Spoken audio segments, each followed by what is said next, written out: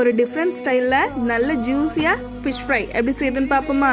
சின்ன வெங்காயம் ஒரு 5-6 போல் எடுத்துக்கலாம், 4-5 போல் பூண்டு எடுத்துக்கலாம், 2 டேபிள் ஸ்பூன் தேங்காய், ஒரு 1.5 டேபிள் ஸ்பூன் வீட்டு குழம்பு தூள், 1/2 டீஸ்பூன் மஞ்சத்தூள், 1/2 டீஸ்பூன் சோம்பு.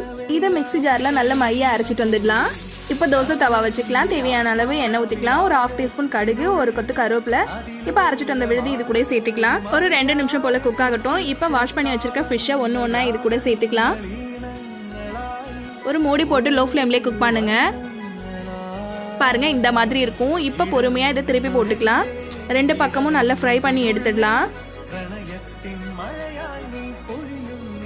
பாருங்க சூப்பராக குக் ஆகி வந்திருக்கு. அவ்வளோதான். இந்த மாதிரி ஒரு வாட்டி ட்ரை பண்ணி பாருங்க. நல்லா சாப்பிடவும் ஒரு ஜூஸியாக இருக்கும், ஒரு டிஃப்ரெண்ட் டேஸ்ட்டாகவும் இருக்கும். கடைசியாக கொஞ்சமாக கொத்தமல்லி தூவி ஆனியன் வச்சு சாப்பிட்டு பாருங்க. டேஸ்ட் அட்டகாசமாக இருக்கும். இனி எதுக்கு வெயிட்டிங்? Happy cooking.